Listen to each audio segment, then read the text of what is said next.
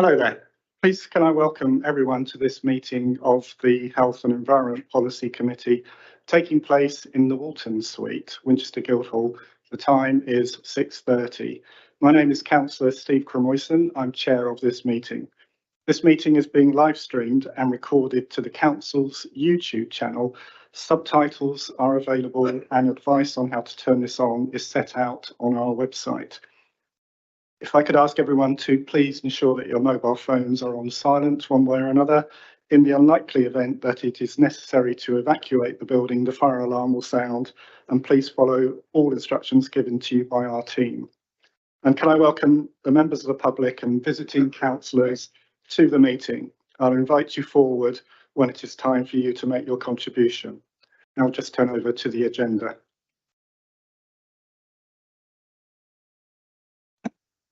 We can start with item 1, which is, excuse me, apologies and deputies. So, Claire, do you have any apologies or deputies noted? Thank you, Chair. No apologies for absence have been received. However, I believe Councillor Tippett Cooper may be arriving late. Thank you. Thank you, Claire. Yes, I think John will arrive in a couple of minutes and he'll be up here with me. Second item on the agenda is declarations of interest. That's really from the councillors around the table. I'm not expecting any from those present, but it's okay. Right, that's good. No declarations of interest. Moving on to item 3, which is chair announcements. So I'll keep my comments brief in the interest of time.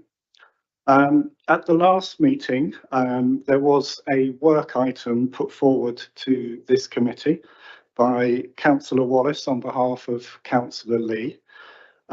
This has been considered by officers and the portfolio holder, and as a consequence of the motion of the nature emergency, which was passed by council only yesterday evening, I would consider that this work item is now resolved. And I'll just look for a nod from Councillor Wallace, who's at the back. So he's sort of giving a nod and a shake, which I suspect means it's partially resolved. Thank you, Councillor Wallace. And if I could just welcome Councillor John Tippett Cooper up here and Councillor Warwick to the meeting. Apologies, Chairman, for being late. It's like being at school, isn't it? And if I could just ask for the customary declaration of interest, Councillor Warwick. I would like to make the personal non-prejudicial comment that I'm a Hampshire County Councillor, and I'm also a member of the Leisure Centre, so I don't know if that counts as an interest, but I can see that's on the agenda later on. Thank you. Thank you. So, Councillor Tippett Cooper, you have a declaration of interest. Indeed, in relation to the cost of living paper, just to make the committee aware that I'm a volunteer director at Unit 12, KIC. Thank you. Moving on to the minutes, I will in a minute ask that members here can confirm they are all good with these minutes, but I'll just make a few comments related to those, sort of extending on my chair announcements, and note that we've all had an opportunity. From those minutes, you will see there were various items which we raised in a kind of semi-brainstorming session at the end, including requests for updates on CNAP, the carbon neutral plan and so on. We've had an opportunity to have an update briefing on CNAP earlier this week, and this may well inform some of our questions and comments when we get to the Winchester Movement Strategy later. We also asked for an update on the strategy for toilet upgrades, and as it turned out, that was already in hand and a plan was approved by Cabinet. And it also featured in the Hampshire Chronicle, which didn't disappoint us, with the headline, "Civic Chiefs Spend a Pretty Penny," or something like that. Disappointingly, the Prime Minister announcements yesterday appear to put at risk the funding for the new rationalised waste management system that our teams in the City Council, City and the County Council have been working on, and that this committee advised on in terms of policy advice at the last meeting. So we'll await and see what follows on next from that. So that concludes my comments. And in relation to the minutes, can I just check that we're all good with the minutes? Looking round, nods. Thank you. We're good with those, Claire. Thank you. Right. Moving on to item 5, which is public participation and members of the public and any visiting councillors.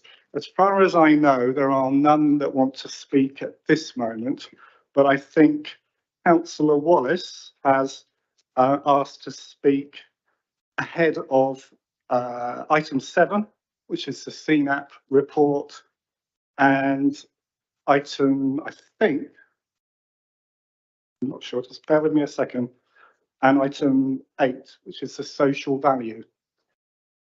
6. Okay. Item 6, cost of living programme. We're doing a great miming exercise there at the back, Councillor. What? Right then, so with that in mind, let's move on to item 6, which is the cost of living programme. I'll invite Steve Lincoln and Melissa Fletcher to the front. And have we got Councillor Lerny? Now, Councillor Wallace, do you want to make your comments before they speak or after they speak? I'm happy for you to do it after. I'll hand it over to Councillor, sorry, not Councillor Lerny, Councillor Becker. I apologise. No, that's all right. And sorry, I've got a whole suite of people here today, which I think highlights the importance, the ongoing importance of the cost of living crisis to this council. So just by way of introduction, I'm sure you know all their lovely faces, but we have Melissa Fletcher, Steve Lincoln and Sarah Wallace. So Sarah's from the housing team, and this is very much a cross-party, a cross-council area of work. So I'm really happy to present this paper today. This paper is an update of the ongoing cost of living support that has been provided and continues to be provided by this council.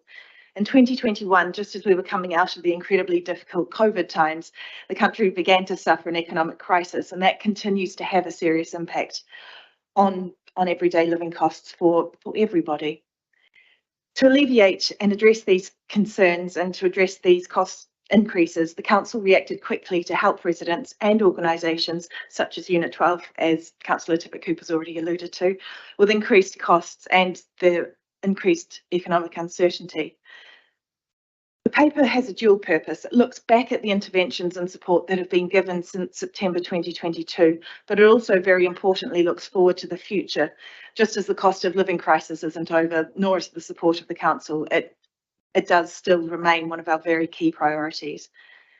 As you'll note from the paper, in September 2022, £200,000 was allocated to enable delivery of intensive support for 6 months, with a further £60,000 being made available in February 2023 to extend the programme for a further 6 months.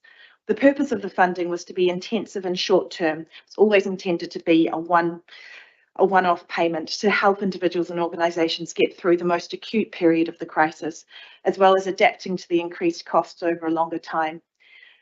Since September 2022, the council has also used this time to adapt its ongoing services and delivery to make sure that it can continue to prioritise assisting residents and organisations with the ongoing crisis. The ongoing support of the council continues under the original objectives of the programme. So those were to help residents access support quickly and easily. To do this, Citizens Advice continues to be the highest funded organisation through the Council's grant programme. It continues to offer amazing support services and has been able to improve its outreach services through the additional funding provided by the Council. Those outreach services do continue. The additional funding has also allowed the Citizens Advice team to train staff and other organisations so that they can become more knowledgeable about where clients may go for help, whether that is to Citizens Advice or to other support services, so residents can access support more quickly. second aim of the programme was to provide extra support for the most vulnerable residents. So in addition to continuing to distribute government funding as and when it becomes available, and so that has been provided to date through the Housing Support Fund and food vouchers from the County Council. Thank you, Councillor Warwick. Winchester City Council continues to provide real financial help through housing benefits, council tax reduction scheme, discretionary housing payments, and the continued existence and success of the Exceptional Hardship Fund. The council recognises that the impact the crisis has had on tenants being able to afford to pay rent and to live good and healthy lives. So the housing team continues to assist residents with budget advice, to provide emergency food, and I understand that's both through actual food and food vouchers. The giving of fuel vouchers to residents as well. It provides a welfare fund that assists with the purchase and provision of whiteware and furniture. It also recognises the impact that economic uncertainty can have on mental health. So the housing team also collaborate with the local NHS to ensure that residents are able to access the health support that they need, including mental health support. To help residents cut carbon and reduce energy bills, the council continues to undertake a retrofit programme of existing council homes, as well as delivering low energy new homes, such as the housing company flats at Winnell, which we heard about last night. The ongoing programme also aims to make it easy for residents to find and access information.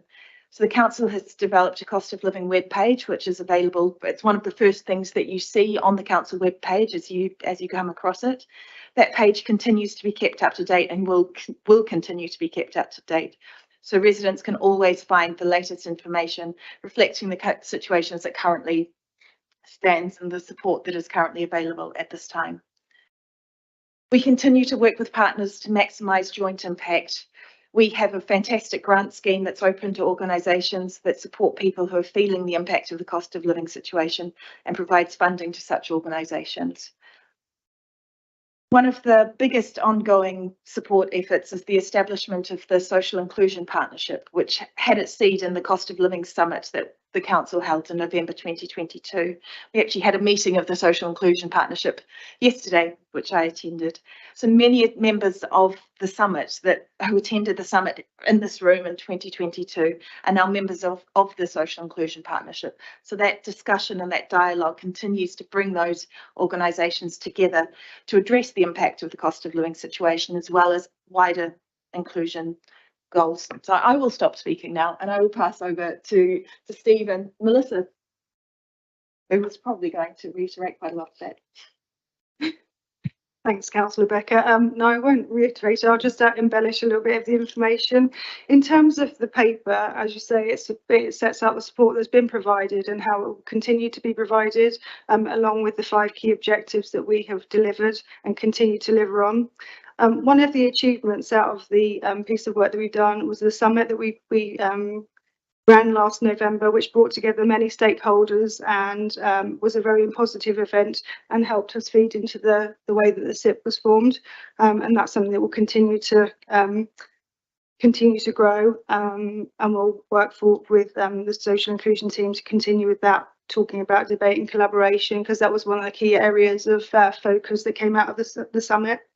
In terms of the financial support that we provided and the emergency grant funding, we gave around £60,000 to organisations that have supported over 5,000 vulnerable residents across a range of beneficiaries, which was really important for us, and those people that were heavily impacted by the cost of living crisis. As Councillor Becker alluded to, we also gave some additional practical support from Citizens Advice and used financial support to strengthen their resources, which also strengthens their business case going forward to help residents in the future. So that was a very positive piece of work. It increased their capacity for 2 days a week, and like I say, it's increased their business case for funding going forward from other organisations. Another area of work which we continue to work on is around the social media campaign, which will be starting again on the cost of living. Will finish around the end of February next year, and as part of that grant campaign, we'll highlight the outcomes and the impacts from the emergency grant fund, because we need to tell people about the good work that we've done and continue to do, because that work will continue as well. Another area of our work, which was a little bit different to the usual stuff that I do, was around the Family Fun Fridays, which was really well received. I attended a couple of them. A lot of the people attending had multiple children, and they found it really difficult in the summer holidays to find low cost or reasonable entertainment for their children. So this was a really good way of them accessing a day out or having some fun. And actually, the day in Abbey Gardens, when it was sunny, had about 400 people at one point. It was very busy. I spoke to quite a lot of parents who said that they found it was really entertaining, and also they were amazed it was a free event. They don't get very many free events to attend, especially when they were queuing up for the face painting and using the circus skills equipment, which was a bit of a hazard for me, but it was fun for them. The other thing that we're doing is providing financial support to the Winchester Jobs Fair in November, and we're doing an increase in the focus on cost of living and looking at including benefit maximisation in work benefits and promoting the Access to Work programme. So for those with disabilities, to help them back into the workplace. So there's a little bit of an additional focus on the cost of living at our November Jobs Fair. Something else that I've been working on with the housing team, which I haven't put in the paper because we didn't finalise it before the paper was written, is that we're working with the housing team. They have a furniture store project pilot, which is happening at the moment. So we're going to support tenants on low incomes or those in financial need who need to access repurposed or reused items. So that's something we're continuing to help with.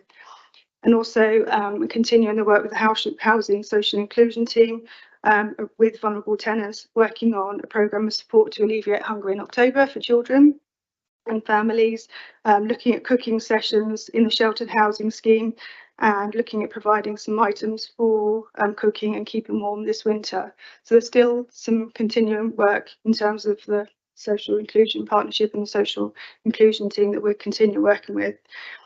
These additional schemes have been put in place and we'll be working with partners in the forthcoming months. And in terms of the paper, as you can see, the information outlined that the cost of living continues to be an enhanced priority for the council and its residents, and the principles set out initially to be incorporated in everything that the council does. And that was all I wanted to add. Thank you. Steve, did you want? Thank you, Melissa, and thank you, Councillor Becker. That sounds pretty comprehensive report. Right, I'll open the floor up to, Councillor Wallace. There's a good reason why maybe we should go with you first. We're less likely to forget.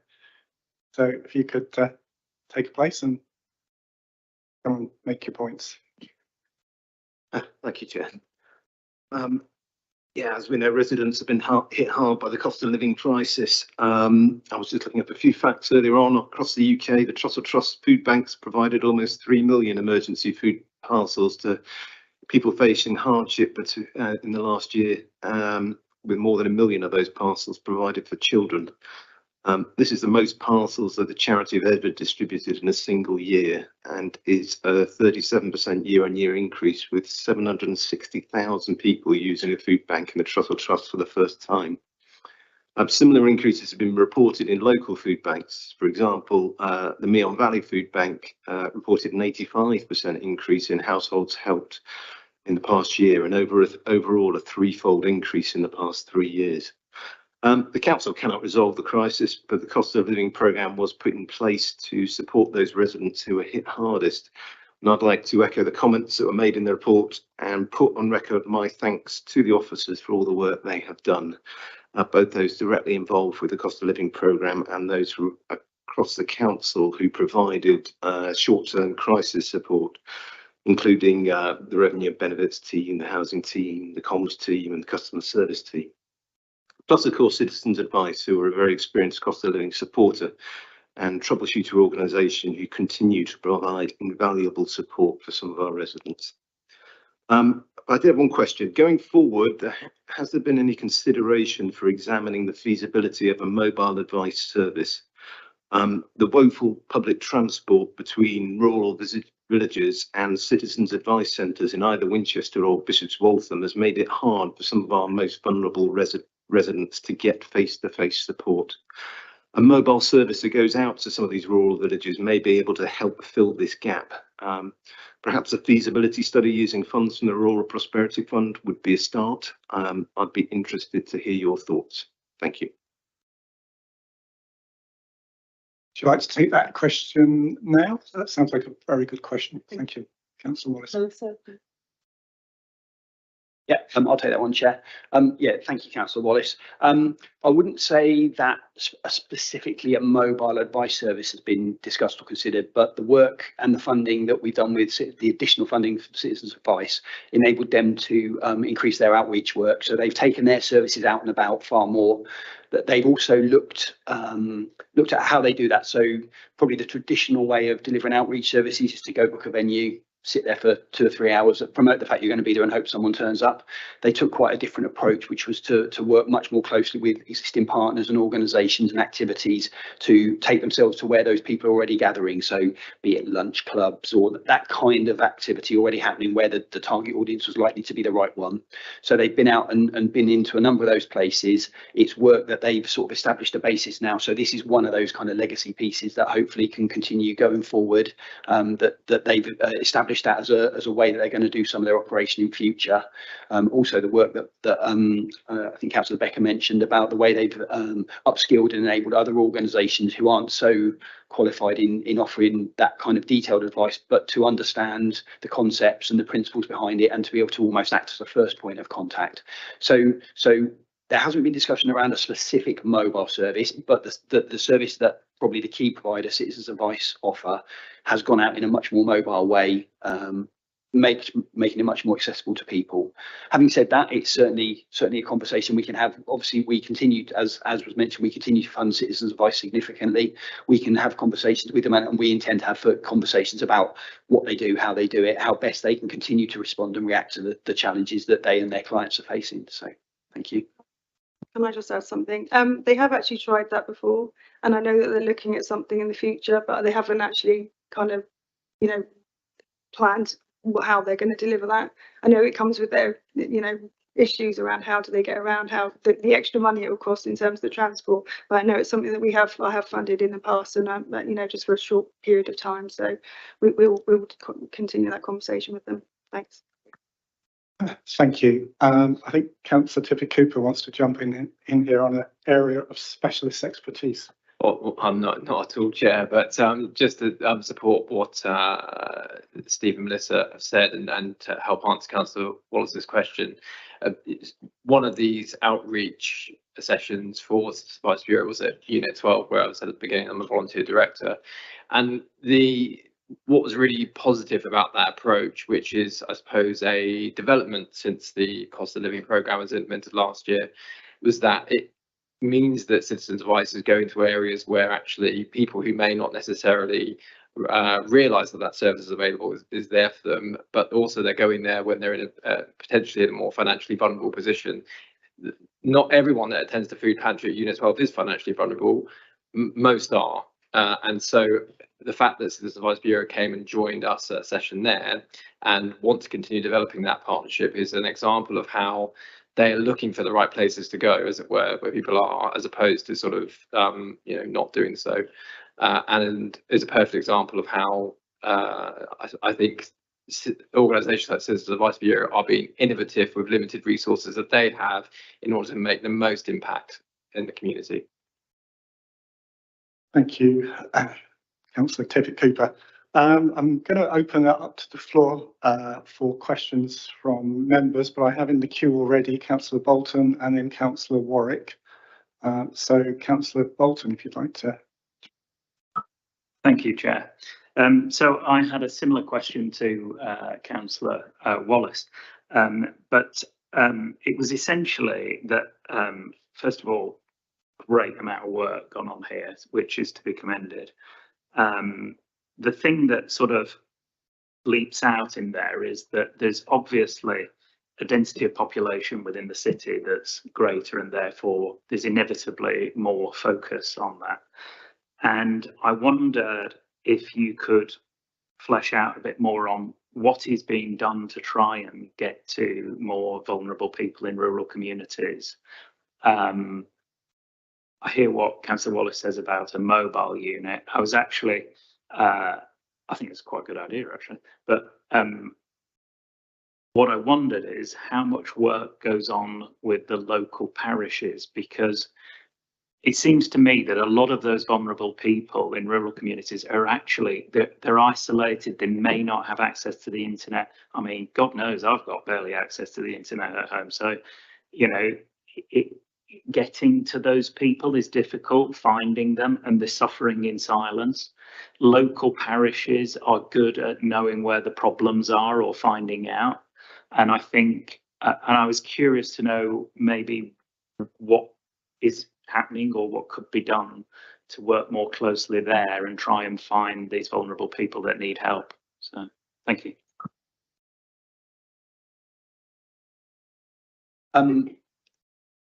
At the very start of this whole piece of work, shortly after the summit happened, we reached out and engaged with all the parish councils.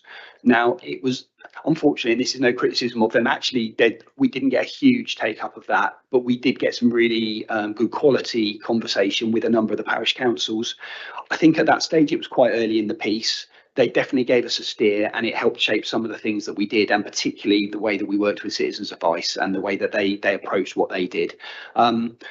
It's definitely something we can do some more, and I think that there is a conversation still to be had again with the parishes. There's I think through maybe the Social Inclusion Partnership, there's some work that we can do, and also as a standalone piece of work, just to maybe touch base, understand, you know, we're 12 months on, a lot's happened, a lot's changed, but a lot of issues still exist. So there's definitely some further work and conversation we can do with them. I think probably with this time we maybe need to approach them a little bit differently, or kind of reach out and try and maybe just engage them in terms of what they can bring to the conversation. Because I think probably the relatively limited number of parish councils that joined us maybe tells us that they didn't quite grasp it. It was definitely more about what we could learn from them rather than what they could learn from us, and maybe we didn't quite sell that as well as we could. So we can do that, and certainly look to have that conversation again, I think.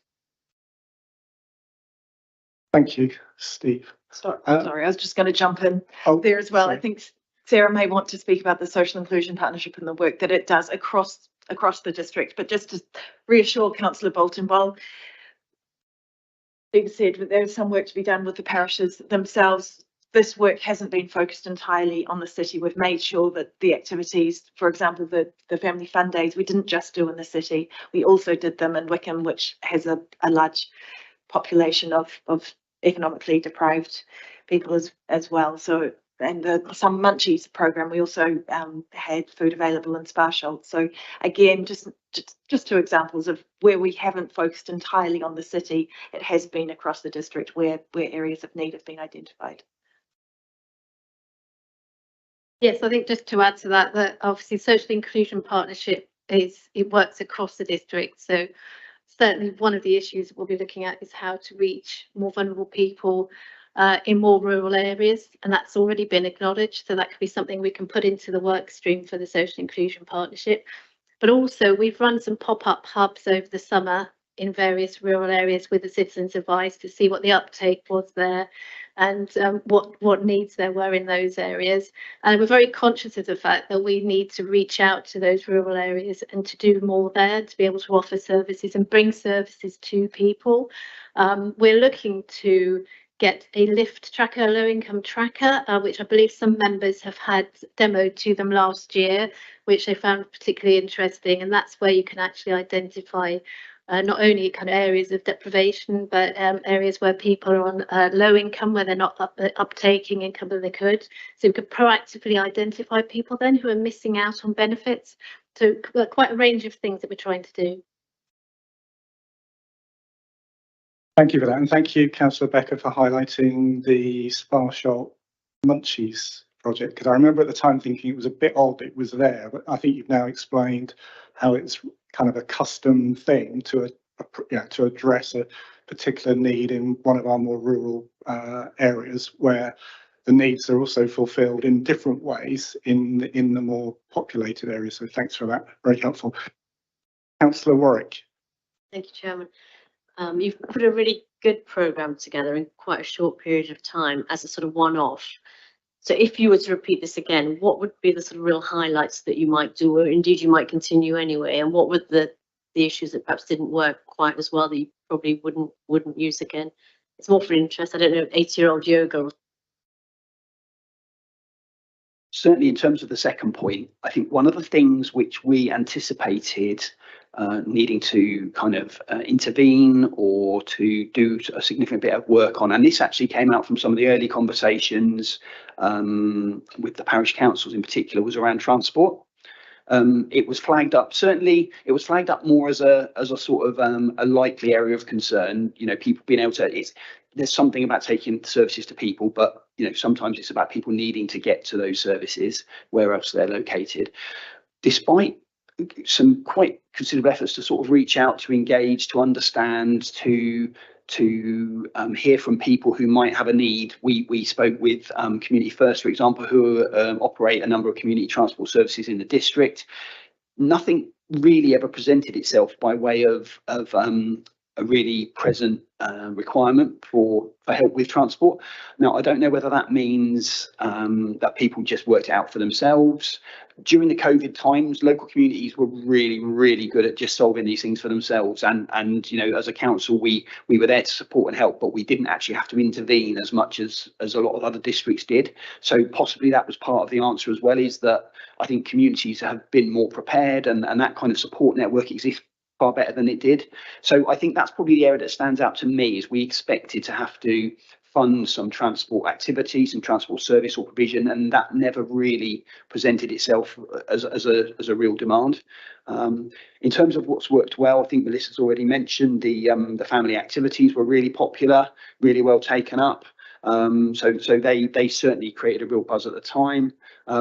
And I mean, the summit worked really well, and the way that's evolved into the social inclusion partnership and that active engagement, the dialogue that's brought about, the active conversation, the collaboration. I think again that's been a real bonus and a real strength that's come out of this, because it, as Councillor Becker mentioned, that goes far beyond cost of living and sort of looks at isolation and inclusion in a much broader sense. So that would probably stand out to me as the real positive.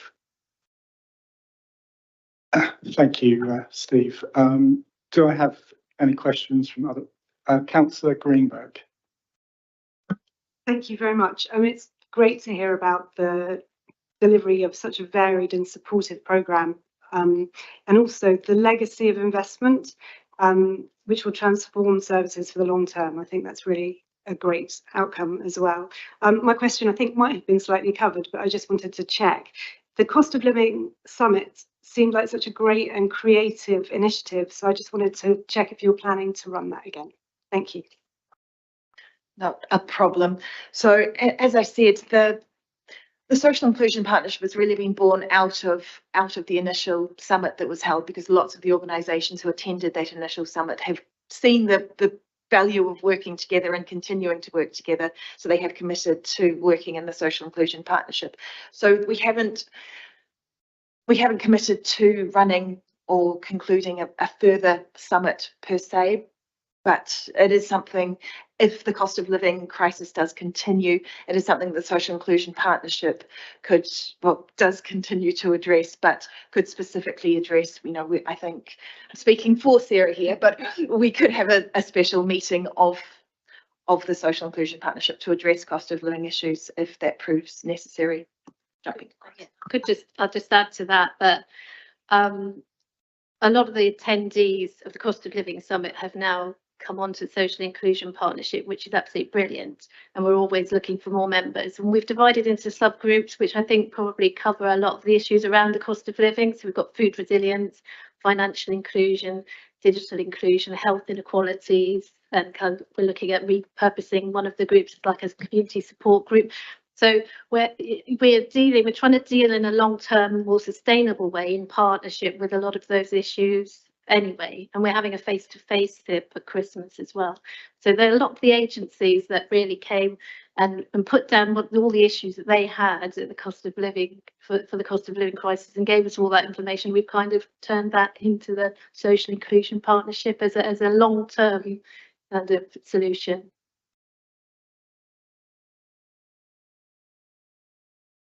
Councillor Morris. Yeah, I'd like to firstly just echo all the comments of my fellow councillors on congratulating you and thanking you for your work. And my question is regarding the fund pot for the various outside organisations, where we've been provided with some really good information on the number of people who've been beneficiaries, and it's been sort of broken down in the various sort of areas in the city and so forth. And my question is, if we have any other more feedback and from those different organisations on how effective they think their various programs have been, and in particular, if there's any demographic information on the sort of people they've been helping, just to ensure that there are no social groups that we've accidentally overlooked or left out. So requesting for more information there. Yes, we will be providing additional information. At the moment, a lot of these grants are in progress, so we're waiting for an end of grant report. So we want to look at, we'll report back on the demographics. We put a basic infographic in the back of this pack, but we want to do something a little bit further, which demonstrates the reach in terms of the beneficiaries, types of people that have been supported, the kind of things that have been supported as well, and how that's impacted on those residents. So we will be doing that going forward, but the information we don't have to hand at the moment, because a lot of them are halfway through or just embarking on their journey. So once that information is available, we will share that.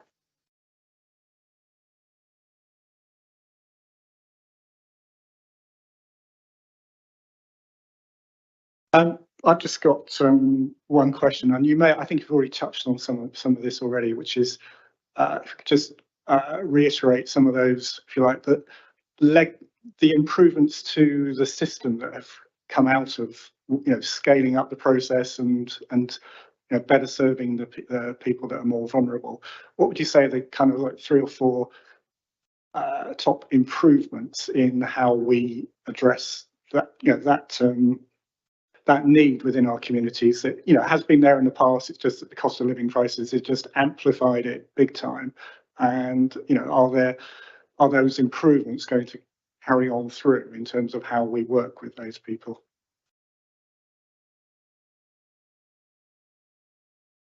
I would say certainly better joined up working. The social inclusion partnership has been a great way of bringing people together, avoiding duplication of work, avoiding multiple projects going on that we could pool resources and use more efficiently.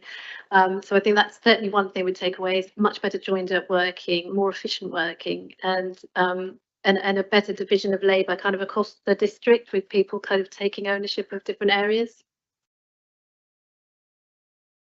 And I suppose to add to that, I'll probably, at risk of repeating myself, I'd probably come back. I think the citizens' advice, the way that they've adapted and developed their services, I think that'll make them much more agile and able to meet these needs going forward. And that they are so in touch with the need and the requirements of people. They've really been our source of intelligence. So again, that close working, we've always worked closely with them. But I think this last 12 months has really strengthened that, and the two-way conversation and dialogue with them. That's probably the big one, in addition to the part. And I think, just to echo Sarah's point, I think that whole thing around the collaboration, because that's where the real scaling up of this support and work can come from. As a council, we can do what we can do. We're a large organisation with a lot of influence and ability, but we're limited by our capacity. But the scale and breadth of the partners who are working with us through the partnership, I think, just creates such a huge capacity. So that's what really creates the potential to support people in the best going forward, I think. And I'll just jump in there as well. As someone who's able to kind of see it from above, I think one of the other major improvements that has been the cross-council working, which is represented. We've got Sarah here from the housing team. We've got Steve and Melissa from the communities team, different directors, completely different teams in the council. But this area of work has meant that they are able to work together and ensure that there aren't duplication of work within the council as well as with organisations outside of the council. So the work can be really focused on improving services for residents. Thank you for that. We've had questions. I know we've sort of led a little bit into debate, but I'll just open the floor up for anyone who wishes to make any comments in debate. Looking around the floor, got Councillor Tippett Cooper. Just to also add my thanks and congratulations to the officers for this scheme over the last year. It's important to emphasise, I think, that this is something which was given to officers to deliver in a short space of time on top of their current already very, very busy workloads.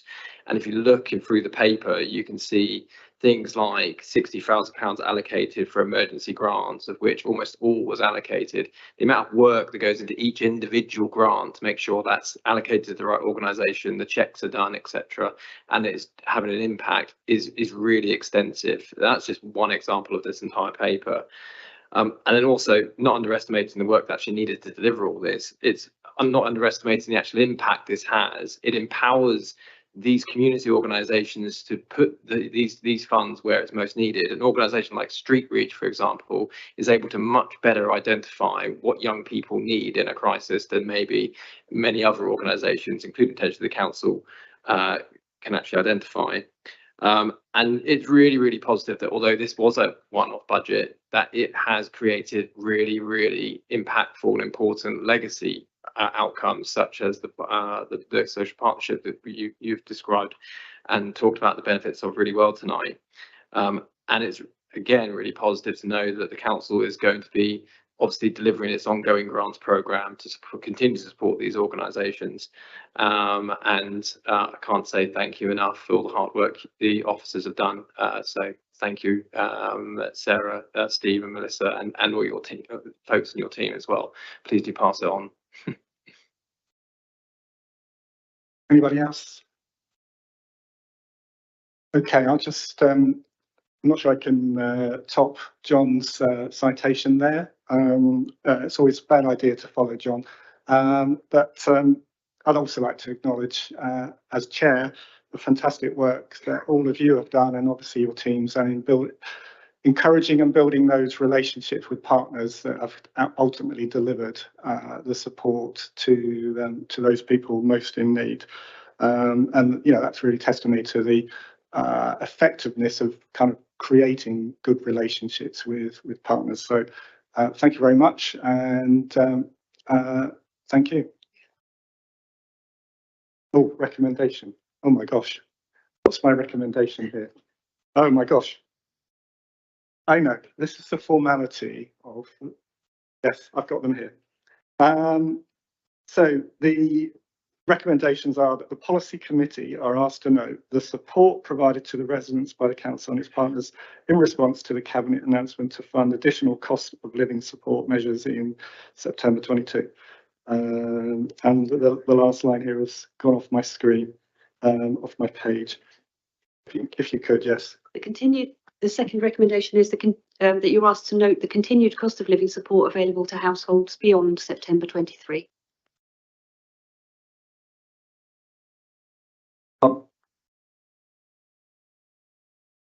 Apparently, formality is I have to ask that the committee is happy to note that. Thank you. I'm getting lots of nods. And thank you, Mrs. Adey, for setting me straight on that. It won't be the last time.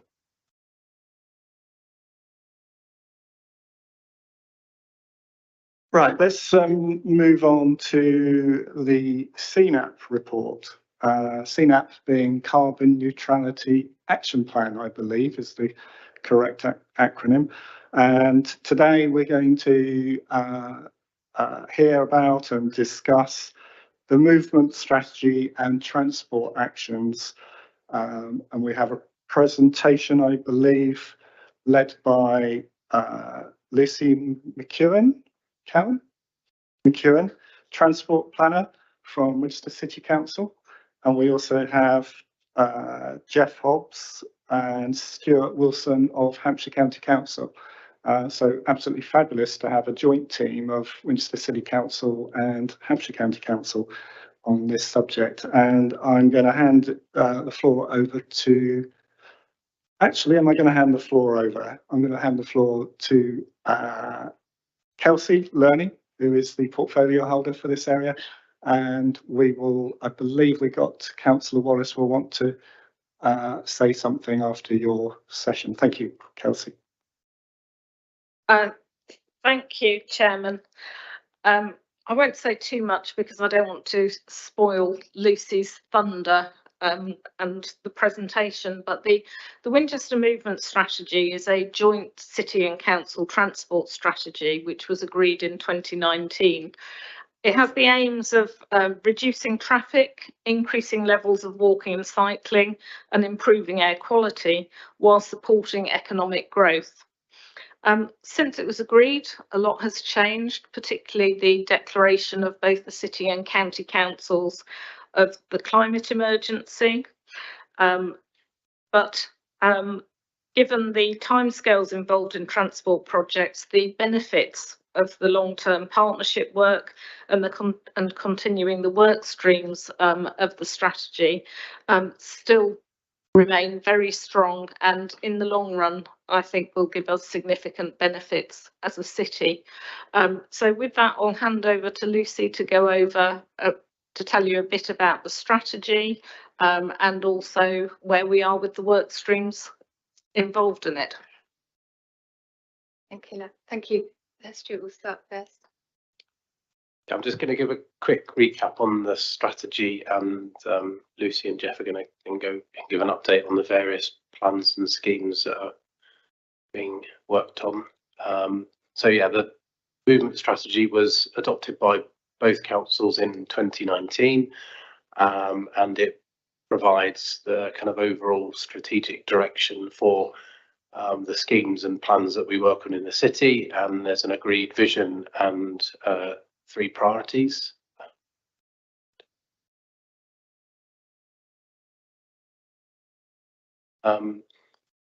The movement strategy has a number of areas which provides the focus for the work that we do, and they're shown on the slide here. And if you go to the next slide, there are 10 movement strategy priorities for the next 10 years. And a number of those are underway and being developed, and some of them have already been implemented or will be implemented, and we'll give an update on some of those shortly. And if we go to the next slide, it was estimated as part of the technical work done for the movement strategy that if all those 10 proposed interventions are delivered, then they would achieve, at least 10% reduction in traffic, which is obviously essential. The city's road space is very limited. There's not much space to provide bus priority and walking and cycling improvements without reducing traffic, and traffic reduction and more people walking, cycling and using public transport also means we've got cleaner air, less noise from traffic, and increased physical activity and well-being. Thank you, Stuart. So Jeff and I are going to run through some of the schemes that we have undertaken as part of the movement strategy, and also those that we are currently working on and working towards. As part of our Park and Ride expansion and bus priority work, last year we delivered the Barfield 2 Park and Ride multi-storey car park, and with the PV panels on the roof providing power to the 16 new EVCPs, and also have enough for battery storage. We expect the new Park and Ride Light to be opened at Kings Barton in the next couple of years, which will be served by a new local bus service that will operate via Kings Barton development. And looking ahead to the medium term, we are working with developers at Howard circa 850 space Park and Ride site that would serve the north of the city could be progressed. As part of our work looking at bus priority in the city centre, a southbound bus lane between Athelston Road and Worthy Lane Junction is being proposed. In addition, we're hoping that Winchester will be considered as a bid for the next round of electric bus funding with DfT, and we are also currently retendering our Park and Ride bus contract. In terms of parking and access, we have implemented changes to the parking charges in the city centre's central car parks in support of air quality objectives and trying to encourage people to park on the edge of the city. We've installed new cycle parking across the centre and reallocated parking bays for cycle parking, and we will continue to add additional cycle parking as further locations are identified. It's worth noting at this point that that the management of on-street parking passes to Hampshire County Council from the 1st of October, but we are looking to continue an integrated approach with Hampshire for on and off-street parking. A number of active travel schemes as part of the City LCWIP are currently being progressed by Hampshire, aimed at improving walking and cycling into and through the city. These schemes are currently scheduled for installation between autumn and spring next year and include a modal filter on Hyde Church Lane, advanced stop lines at Drury Street, North Walls, Hyde Street Junction, a cycle contraflow on Parchment Street, permitting cycling along the pedestrianised section of Middlebrook Street, an 18-month trial of a Puffin crossing on Romsey Road near Clifton Terrace, and a contraflow cycle lane on High Street between Tower Street and Staple Gardens. And it's also worth noting that we have also closed the square to vehicular traffic in the evenings and at the weekends to make it a nicer place for pedestrians and eateries. The Worthy Road scheme looks to improve walking and cycling opportunities both along and across the corridor. The feasibility study undertaken over the past year proposes widening footways and cycleways, reducing the speed of 40 miles an hour to 30 in the section along Worthy Road, installing continuous footways and a number of zebra and parallel crossings. We will be undertaking preliminary and detailed design for the length of the corridor and are looking to deliver 2 new crossings in the Stoke Road area next spring. Over to Jeff now. So in spring 2022, Winchester was one of 19 local authority areas that were shortlisted to receive funding to undertake a Mini Holland feasibility study. So a Mini Holland project it would replicate the 4 in London, outer London boroughs that look to deliver comprehensive packages of safe, continuous walking and cycling infrastructure. The 4 London boroughs had 8 years worth of funding and delivered quite a comprehensive package of routes on busy roads, area-wide traffic neighbourhood calming schemes and crossing improvements. So Hampshire and Winchester City Council work very closely with Cycle Winchester and the Walking Strategy Group on proposals for the city. The main elements were 4 cross-city connections, a network of quiet way routes set on quieter routes, a series of livable neighbourhoods linked by safe crossings, and the original pledge from the Department for Transport was that they would fund up to 2 or 3 of the strongest of the 19 proposals. Ultimately, the DFT have taken the decision to reallocate the funding intended for Mini Holland towards another large, high-profile transport project that was facing inflationary pressures. Nevertheless, the proposals offer a blueprint for how we can improve active travel across the city that can be taken forward as and when other funding opportunities arise. So Hampshire have been working closely with bus operators to look to improve the attractiveness of local bus services. Key to this is a new enhanced partnership plan and scheme, which sets out 10 ways which Hampshire will work together with our private commercial bus operators, including Stagecoach, to improve the quality and attractiveness and levels of use of local bus services. The £2 cap single fare, which is a government cost of living measure that began in January, has resulted in significant increases in passenger numbers, particularly on longer interurban bus corridors like the 64 and the 69. £2 cap fare will increase to £2.50 from the 1st of November 2023 and then remain at that level till the 31st of October 2024. Hampshire have also partnered with bus operators to launch a bus passenger charter, setting out obligations and expectations for bus users from bus operators and from us. And we've launched a Try the Bus campaign to raise awareness both of the £2 cap fare and of concessionary travel passes for the over 66s. We're also developing a series of route investment plans for our most well-used bus corridors that will set out a series of interventions for ways we will improve bus stops and shelters and speed up buses and help make services more punctual and reliable. In July, the DfT announced an award to Hampshire of 3.6 million of revenue funding to enable Hampshire to continue to support bus services that are socially necessary, which have experienced reduced passenger numbers since the pandemic and higher costs due to inflationary pressures. On electric buses, the first electric bus in the Fareham Gosport area is being delivered next month for driver familiarisation. They'll be joined by 61 other buses between now and next Easter. Earlier this month, the DfT announced a second round of zero emission bus funding, and unfortunately, any Hampshire County Council bid would be prioritised fairly low down the DfT's priority list, given that we have been successful in previous rounds of funding.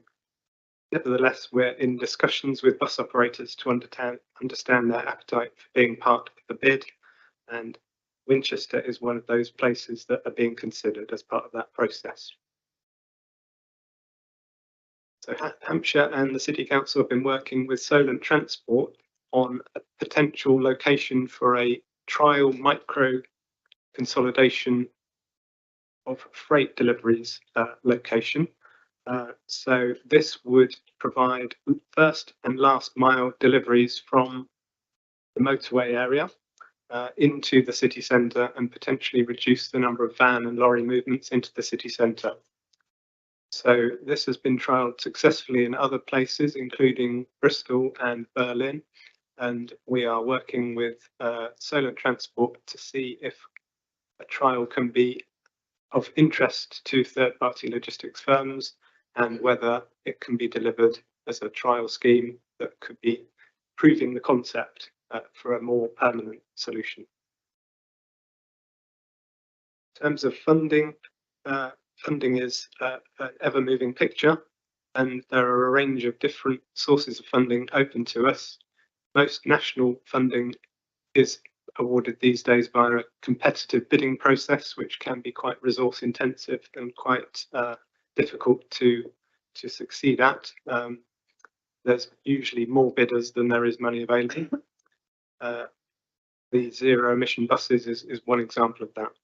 So in terms of how we deliver our priority schemes for Winchester through the movement strategy, it's looking like we will need to rely more on local funding resources, including still Section 106 contributions and local transport plan funding, as well as fleet investment by bus operators. A county deal is less likely in the short term due to differences of views between us and unitary authority colleagues.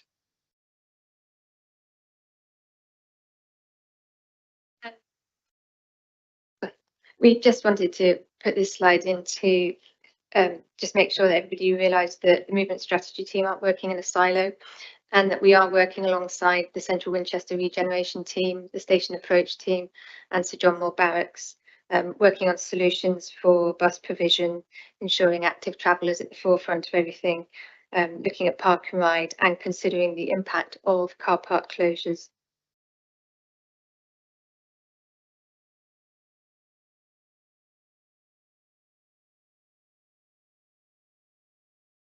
Yeah, just a final slide really to say that the County Council has published its local transport plan 4, and that obviously provides the policy framework for travel and transport across the County Council. In the slide, just showing you the two kind of guiding principles that are set out in the local transport plan. So it's much more focused on planning for people and places and not for cars, and also sets out how we'll contribute to the national government's plan to decarbonise transport, which is set out in the DfT's transport decarbonisation plan. In terms of whilst we've consulted on it and published a draft LTP4, we are awaiting national guidance from the Department of Transport that would deal with issues around carbon calculation, and once more clarity is known about that, then a decision will be taken as to when the best time would be to adopt the LTP4 formally as a policy document of HCC. Thank you. Thank you, Lucy, Jeff and Stuart. Before we go into questions from members, I'm going to ask Councillor Wallace to have his moment in the sun. Thank you, Councillor Wallace.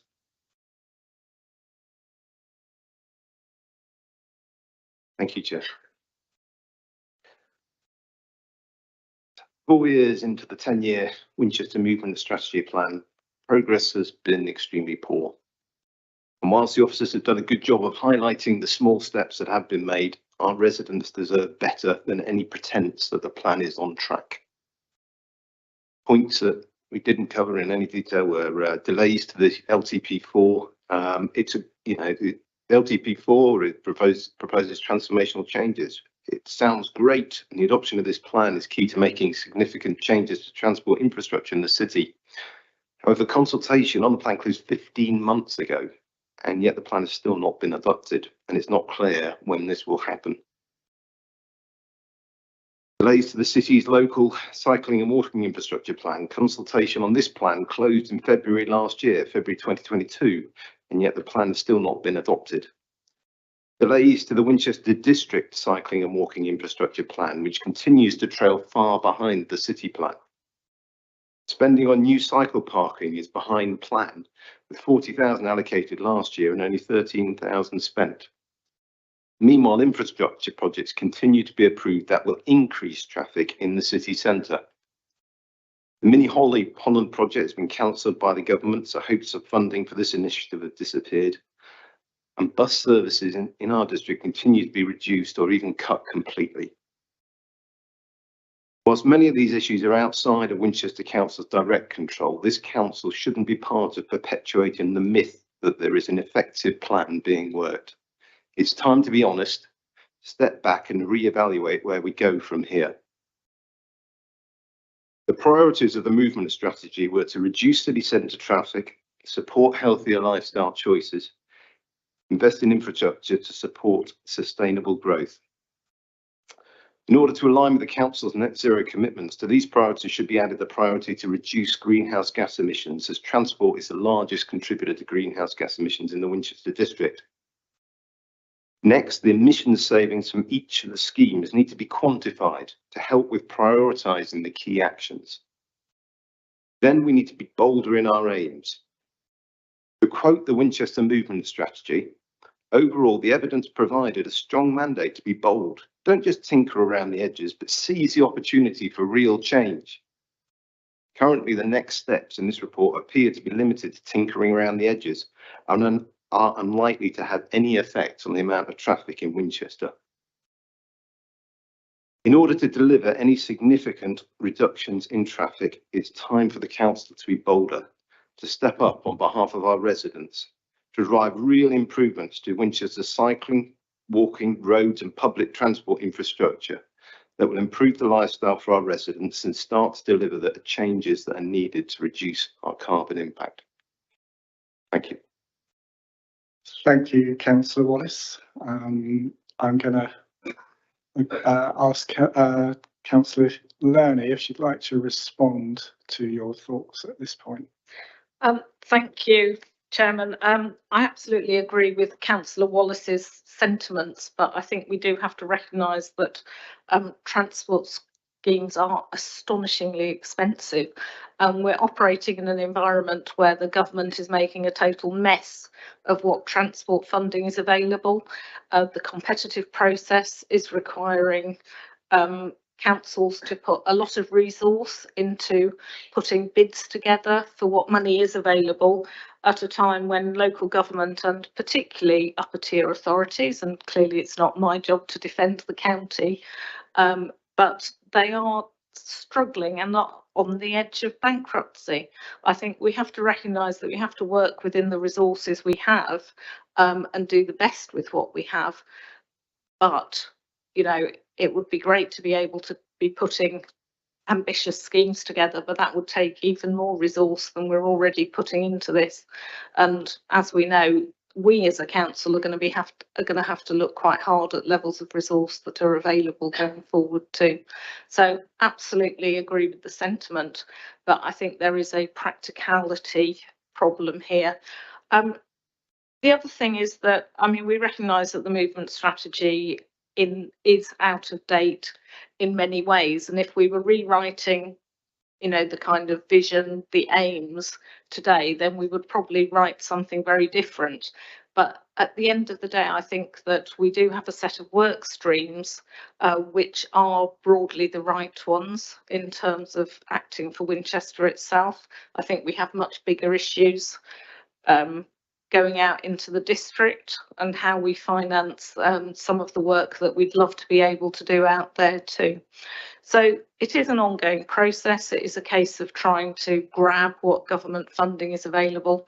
Actually, just having the movement strategy has helped us access streams of funding that wouldn't be available. I mean, some of it, for example, the Mini Holland work, okay, maybe they took away the funding after we'd done the feasibility, but at least they paid for the feasibility, which now means that we have a whole set of schemes and work that has been done. The ambitious part would be if we can get the money to do the whole lot, and that's when we can really motor on, or not motor on, pedal on. Yeah, not too bad if it's e-powered bikes, but anyway, I get your point. Thank you. I guess now we need to open up the floor to members for questions, and then we'll move on to debate after questions. Just to remind you, questions first, we go around the table, and then we'll have a bit of debate. I have Councillor Warwick. I think I saw a nod from Councillor Greenberg, Councillor Morris, and Councillor Tippett-Cooper. We've got 4 in line. So, Councillor Warwick, over to you.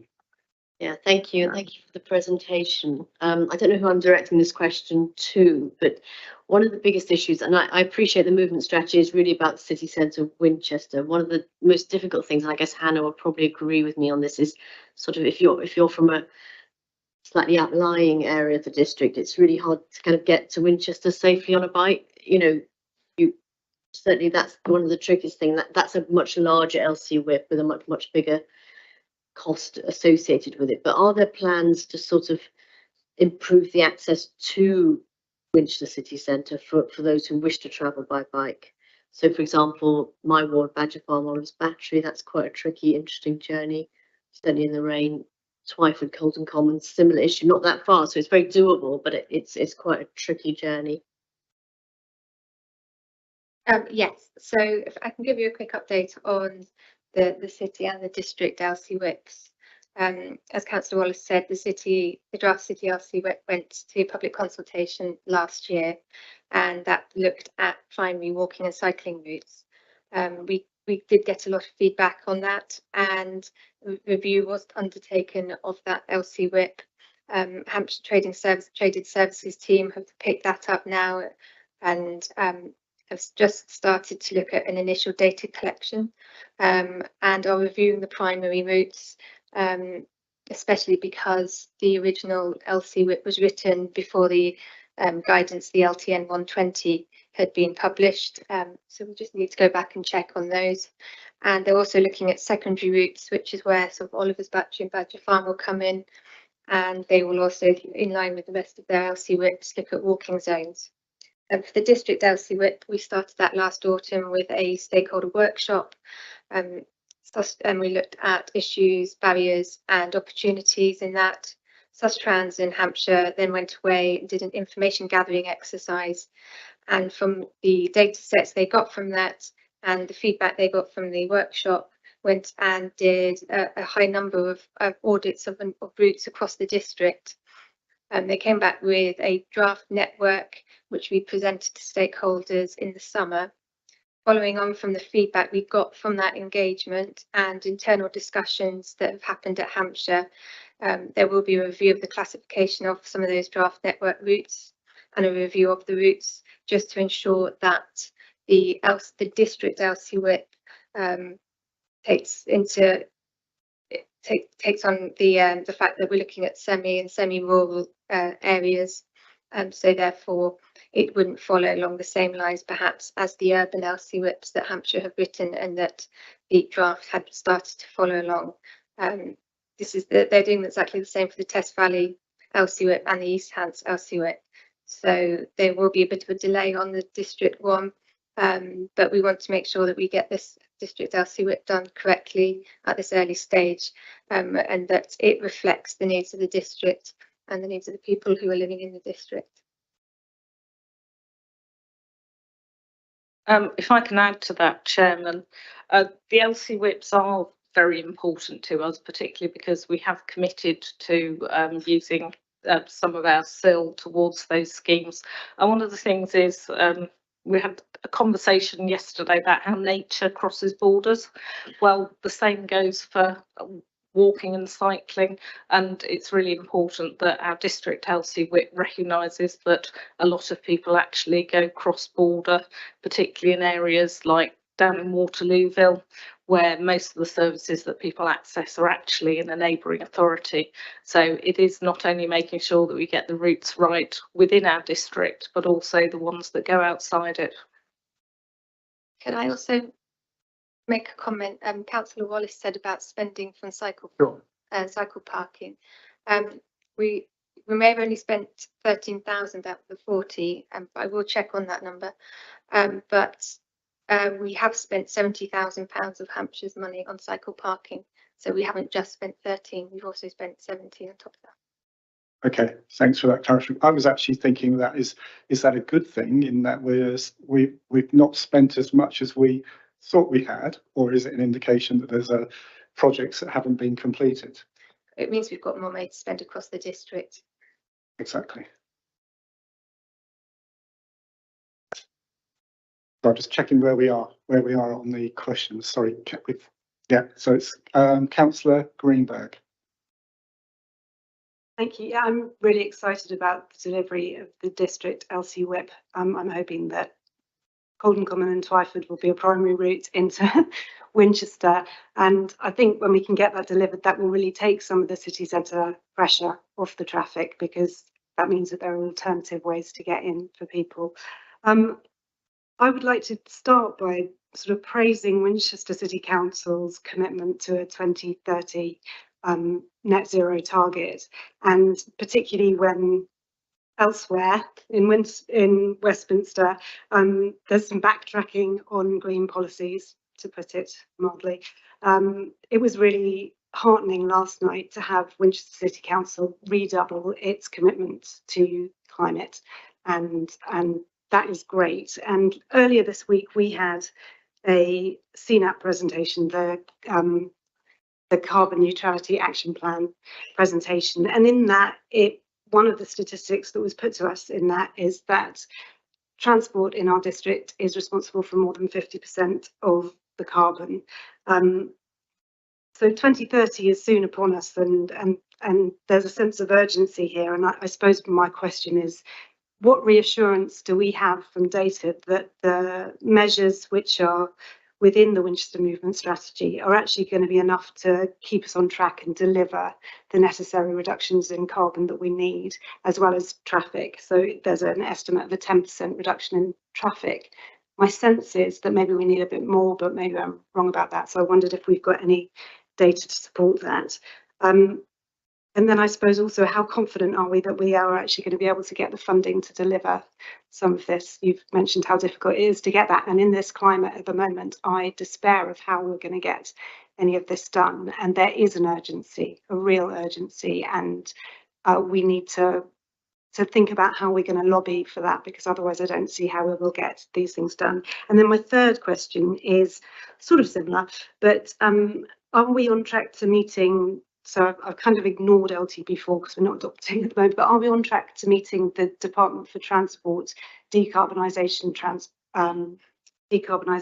targets of 50% of journeys to be walked or cycled within the city by 2030, and also the world-class cycling network by 2040? Fingers crossed for that one. Thank you so much. If I could just jump in with a kind of qualifying question in relation to that. There's several really good questions there. I'd love to know the answers myself. I just wanted to get or maybe you can make us all clear on the scope of the Winchester movement strategy relative to the transport elements of the overall CNAP thing. So I think Councillor Greenberg referred to transport as a whole is what the biggest contributor to carbon. And I think it's divided into 3 bits: motorway, A roads and minor roads, something like that. And it's quite substantial. And I'm just wondering to what extent in scope the Winchester movement strategy addresses that. I make a guess that it more focuses on the minor roads within the scope of Winchester City. And fortunately, my ward, the Worthies, happens to creep into that definition of scope, but it doesn't really go much beyond Badger Farm and Oliver's Battery. Could you just clarify the scope there, and as part of your answer to Councillor Greenberg? Thank you.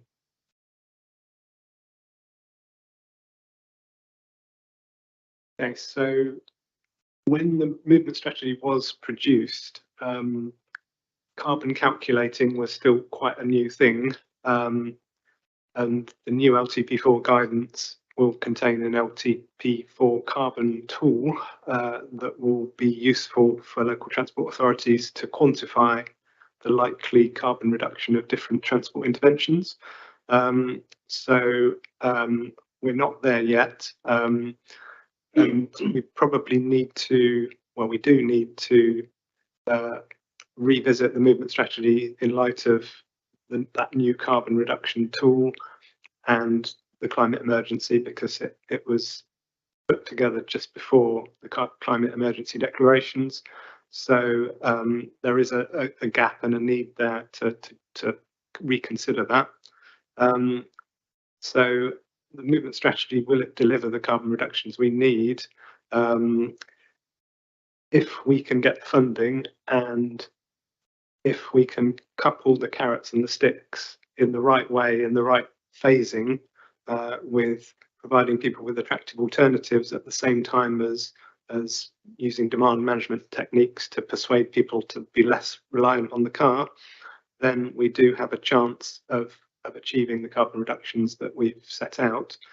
It is difficult to get funding to deliver schemes, so we have to really focus on value for money, what's going to make the biggest difference, and potentially some schemes that other cities have delivered that focus on access restrictions or bus only entrances to on particular routes can, if you can persuade people that they are inherently a good thing and get the comms right, could be potentially beneficial and could be delivered in Winchester.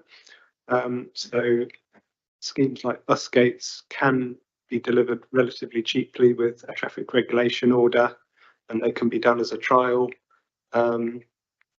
So we probably, well, the DfT's decarbonisation targets of reducing, well, of getting 50% of journeys by walking and cycling do seem quite hard to achieve at this point in time based on where we are now, particularly for Winchester, and the fact we put together a really strong Mini Holland package of interventions, and then the funding that we had hoped would materialise no longer exists.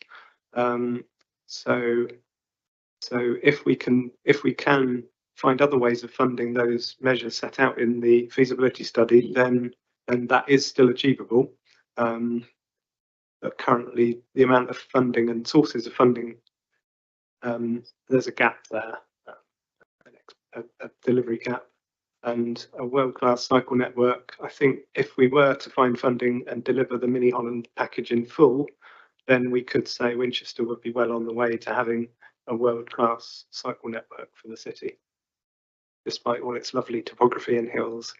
And that would then connect with the villages like Twyford and Colden Common through tentacles that stretch out beyond the city. So, and Councillor Camosen, your question about the scope, and I think local roads are a smaller proportion than the other two categories of road. So A roads would not this, so it's motorways and trunk roads, which includes A34 and other A roads, and then most of the main A roads that are left are in that second category. Then most B and C roads and unclassified roads are in that local roads category. So if we had a quiet way network that would use those unclassified residential quiet roads to get people from villages and suburbs, avoiding those busier A roads, and offer an attractive alternative to cycling along a busy road. Thank you. I think what I was just trying to clarify there is the Winchester Movement Strategy is not the whole thing for addressing the whole of the transport thing. We just need to keep focused on that. You know, it does its role in certain places, but there needs to be some other bigger stuff as well.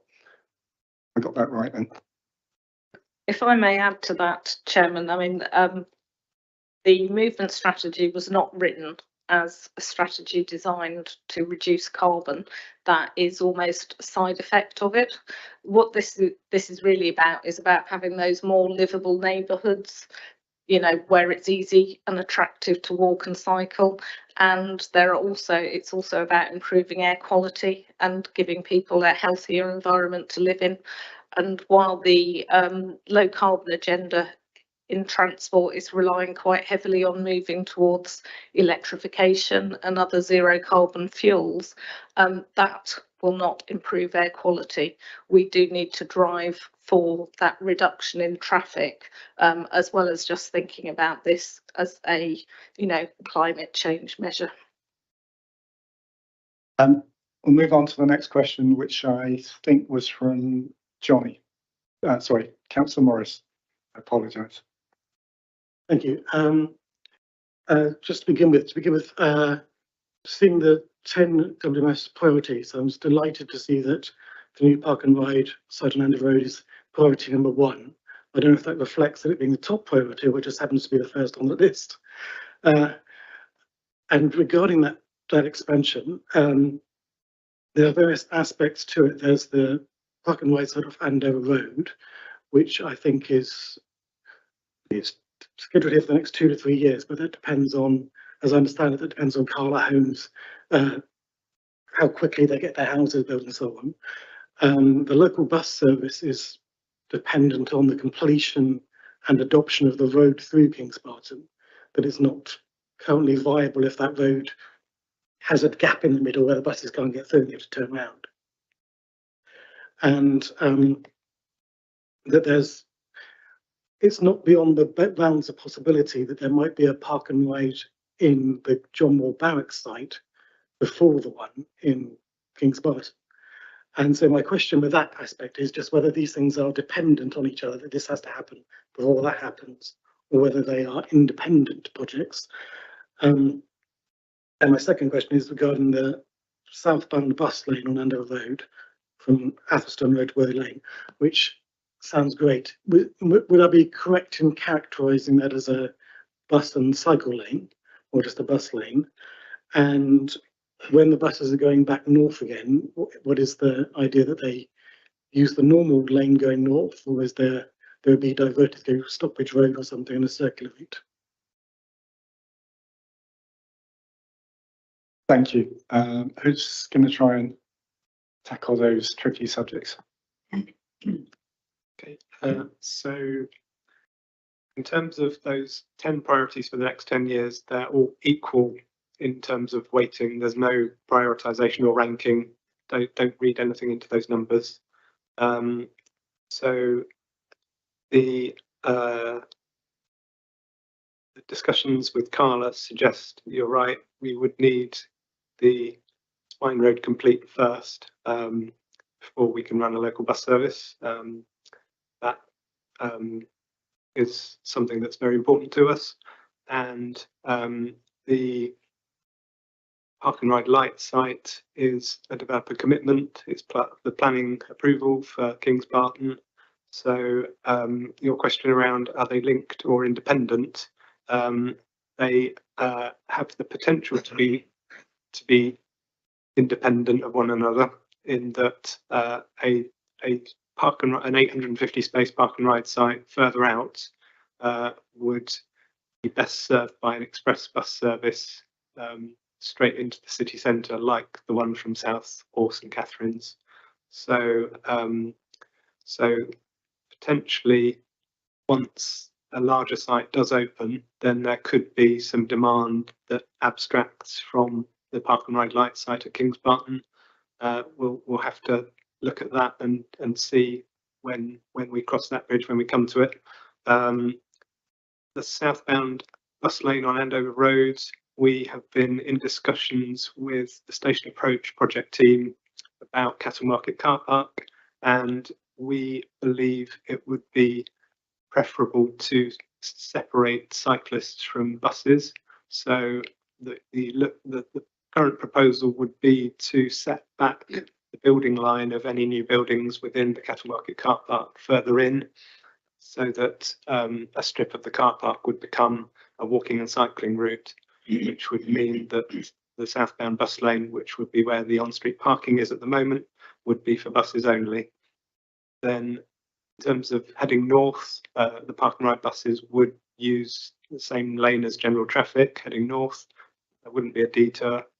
And we're considering options for how people who are cycling would want to go north, whether they would want to do it on a shared use path on the car park side, or whether they would want an on-road uphill lane. So that we're looking at both options.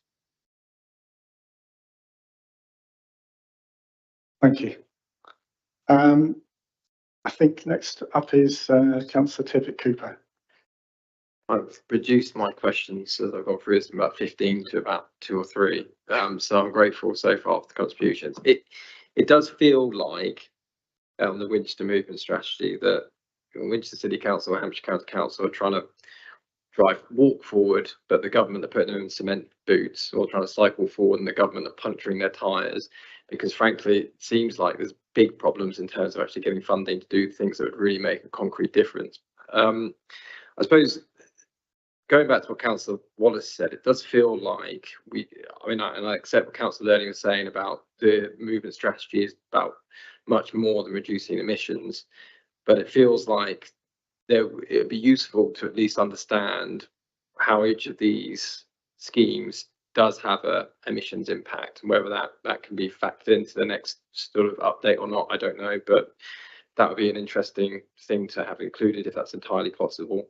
And I think what it does, it helps us then identify and prioritise schemes and look potentially at going beyond relying on national funding and seeing what potential funding we can source elsewhere and ourselves. I appreciate that's really difficult, and again we're completely handicapped by national funding, which is really needed for these schemes. And actually, to add as well, this is not, there's been a lot of kind of concerned comments tonight, but I know there's a lot of work from the officers on these schemes, and in particular things like the Worthy Lane scheme. I know Jeff's done really great work on that. It's extraordinarily popular. There's been really good engagement with the community. Really hope that goes forward. And things like Stoke Road crossing will have a huge impact on people's lives day to day, because they can feel like they can get to school safely with their kids. As something as fundamental as that. So the question 1 is this around whether we can potentially include emissions in the next update.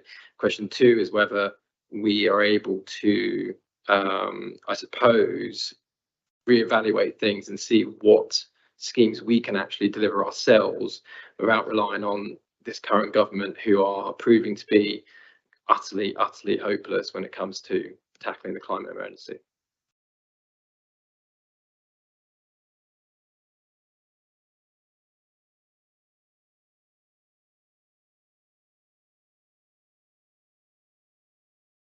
She's going to be bold enough to put your head above the parapet. I can try, and Lucy Leave can. the carbon down. So your Councillor Tippett-Cooper, you said, could it potentially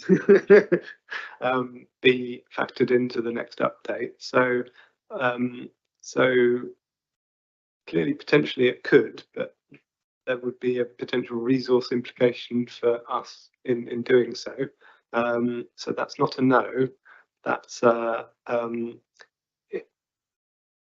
if it would be helpful and useful and result in better prioritization, then it is something we could consider. So if there's a strong political appetite, it can be discussed at the next movement strategy board, and we can take it from there.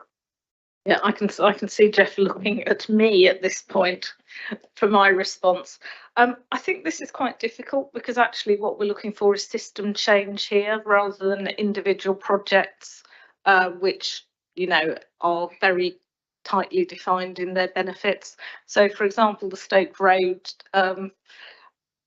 crossing was mentioned, and as you say, it's very popular in your ward.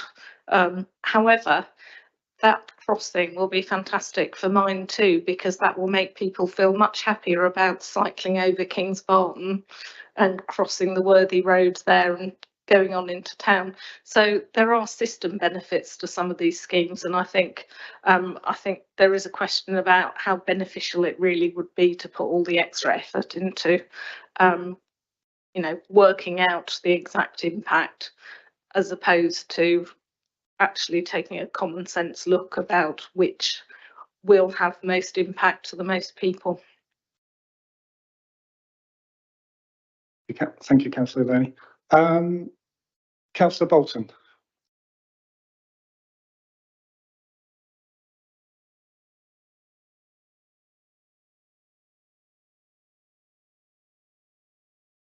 Sorry, there we go. Now I've got an echo. But it was actually, my question was to come back to the parking strategy, and also something you mentioned briefly last night at the full council. Because I noticed in the report you mentioned about parking charges on central car parks to support air quality objectives. And myself, Councillor Wallace, Mr. Gagg, we sit on the air quality committee. And although the data is limited and not perfect, there is a sense in the data there that this is on the air quality and the effect of reductions in transportation, etc., that there's an element of diminishing returns now in terms of the effect. And I'm particularly interested in the recent move to sort of bring in the charges overnight for certain parking in the centre. And you mentioned that we're monitoring what's going on there, and I'm keen that, you know, we also talked last night about pragmatic approaches, sensible approaches, realistic, that if you could maybe explain how you're monitoring that, not just in terms of the effect that that has on the outcome you desire. Councillor Bolton, if you don't mind. Do you want me to rush on? Do you want me to speed up? No. I'm just wondering if you're coming to a question that is relevant to the material today as opposed to the material last night. Well, I thought of that because it is contained within the movement strategy, as agreed between the city and county, that parking charges would be used on that demand side of things. So it is part of the movement strategy. So it is a relevant question, Councillor Bolton. Thank you. So do you mind if I? Yeah. Perfectly fine. Thank you. And I will try and speed up. So essentially, I'm interested to know how the outcomes are being monitored in terms of the desired effect, be it air quality, be it whatever you're seeking to measure there, and also what concerning effect it might have on, say, nighttime economy, that type of thing. And if you're monitoring that, are you prepared to make changes to try and adapt the policy if you see it having a detrimental effect and not actually achieving those positive outcomes that you... So forgive me for rambling a little bit there, but I think we got to the point, hopefully. Yeah, yes, I think I know what you're getting at. In terms of the monitoring, the BID have recently introduced a new footfall system which gives much more granular data, which uses mobile phone tracking rather than clicking people as they walk past a monitor on the streets, which not only gives, yes, so the BID are following your phone, I'm afraid, Councillor Bolton, which not only gives us data about where people are, but when they are, how long they spend in town and so on. So we're getting much better figures, for example, around dwell time, how long are people spending in the town? And obviously that's something that we want to encourage because, the longer they spend, the more likely they are to spend money with our local businesses. So we have been looking at that, and we do actually have the average hourly data for when people are in town. As I said, it's really early days, and given the vagaries of weather, the national economy, you don't want to really extrapolate too far from 1 month's data. But those actually are very positive in terms of footfall in that kind of mid-evening, 8 o'clock, that period where you expect people to be going for food and the pub. So we are looking at that. But I think we also do have to remember that this is around system change, and it will take time for people to adjust their behaviour. One of the things we know is that we don't have evening buses because it's too cheap and easy for people to drive into the centre of town. And until we need to do, it is that carrot and stick, approach. So certainly talking to the bus companies, that is looking at that, how much it costs you to drive as opposed to how much it costs you to take the bus is quite important. Thank you, Councillor Loney. I am now worried at how much the BID know about how much time I spend in certain coffee shops. This is data which is entirely anonymised, so they certainly don't have any idea about who, but they do have a lot more data than they had a year ago. Right. I'm now slightly more relieved. If I can ask a question, it's about buses, because I think one part of the strategy is about creating the conditions where there is less use of the car, not stopping the use of the car, but less use of the car, and that where people can, they walk, they cycle, but also that people use buses. I have been hearing in my ward, but I hear it more widely as well, but especially in my ward, that I would describe the bus service as fragile. By that I mean at peak times of day in the morning, you might just suddenly find the bus you went for at sort of 8:30 or whatever the time is, just doesn't come, it's cancelled. Now, that time of day, it's a sort of quarter of an hour, well, maybe half an hour service. So that's enough that it can make you late to college, late to school, late to work and all the rest of it. So you've got that level of fragility.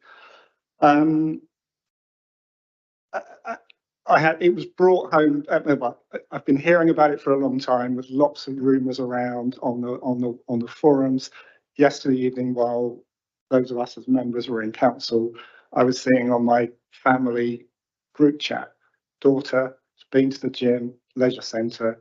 She's walked back to the centre for a 7:30 bus, and turns out, after waiting for a little bit, turns out bus has been cancelled.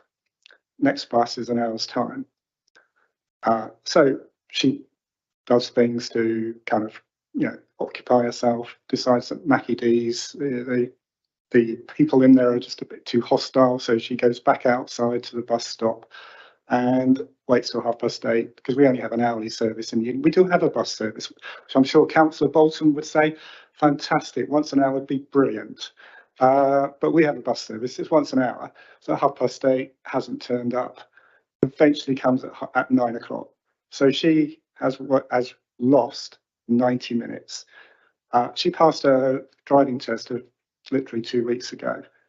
And this episode has convinced her she needs to get her own car so she's not dependent on access to my wife's car because my wife was out last night. And it's a bit of a long story. And our personal story is probably just replicated across the district. And what we do need to have are robust, resilient bus services. More frequent is good, but it needs to be resilient. It needs to be run on a timetable and it needs to be more or less on time, notwithstanding when the M3 and the A34 get closed and nothing runs on time. But we need to have resilience in that system. And I don't see that happening. If I'm honest, I don't see within the Winchester Movement Strategy something which is going to address that. And I don't know what the solution is, but I don't see the private sector stepping up to that. I don't see how making it resilient is almost certainly going to be in conflict with being profitable. So I don't know how we achieve that. I'm not an advocate for bringing it all back into the public sector, but I think the public arena needs to figure out what levers does it have. And I've gone away from a question here to a rant. But Chairman, I think your question is around what can we do to make Stagecoach do a better job? Thank you for picking out the question from my rant. Over to you, Lucy, Jeff, Stuart, whoever wants to pick that one up. Thank you, Chair. So obviously the 1985 Local Transport Act basically created two categories of bus service. It created commercial services that were fully covered from the fare box and were commercial. So bus operators then set the fares, the timetable, everything like that. Then there's the areas that fall between the cracks that are supported services where Hampshire County Council and district partners help provide the socially necessary safety net to help people access jobs and opportunities and that sort of thing. So yeah, obviously outside the leisure centre, that isn't a particularly well used bus route other than a park and ride contract that is under contract to the city council. So obviously there are routes like, just clarify, she walked back into the city centre to catch the spring. The spring, right? So sorry, it was in the city centre, yeah, not at leisure centre. Yeah. So thank you for that clarification, Chair. So obviously, thinking back a while ago, sort of before there were more austere times, the County Council and the City Council did support evening and early morning bus services and Sunday services. Funding pressures meant that was no longer doable. So that meant that the supported services on the margins, early morning, late evening, had to be reduced, which means that what we're left with is what is substantively a commercial service within Winchester city area. And yeah, that if there were still contracts, then if services were still operated under contract, then we would have redress and we could hold them to account for those services. So we do have a new bus passenger charter. We do have an enhanced partnership where Councillor Adams King and represents the County Council. He can hold those bus operator MDs like Stagecoach to account for failings. So the enhanced partnership plan is all about making sure Hampshire delivers what it says it will deliver and bus operators deliver what they say they will deliver. And through that spirit of partnership, it should help to overcome some of those tensions that Local Transport Act 1985 created, of creating commercial and non-commercial. So what we want is all about customers and meeting their needs and making sure if a timetable is advertised, that timetable gets delivered. So I'm really sorry about your daughter's experience. That isn't acceptable, and I can talk to Stagecoach about that if you would like me to. Just to be clear, I'm not too worried about that one experience. It's just that's replicated across the district. And I'm thinking, I realise that when you live way out, we have got bus services. You don't have that problem out there. You have to get in a car. But thinking about the Winchester Movement Strategy and the scope, we need to make sure the bus services within that are resilient. And I just to be clear, I'm not having a go at you guys. You're working within the constraints that you're working within. But I just would observe that within the Winchester Movement Strategy, maybe we need to identify the things that will lead to a more resilient bus service, because if we don't have a resilient bus service, we ain't going to get a shift of people to the bus. Councillor Lerner wants to wrap my knuckles probably. Thank you. Not wrap your knuckles as much as say that obviously there are questions that the movement strategy isn't capable of addressing because we don't have the right levers within that. But I think that spirit of partnership working is important. Stagecoach have had a lot of issues with drivers. They have been, as anybody who's seen the number of driver training buses going around Winchester will know, they have actually been training a lot of drivers up. Not quite as many as we might think, because Winchester's one of their training centres, so a lot of them are actually then going to other parts of Hampshire. But they're saying that they are, getting closer to having the correct complement of drivers, which will help with the resilience of the service.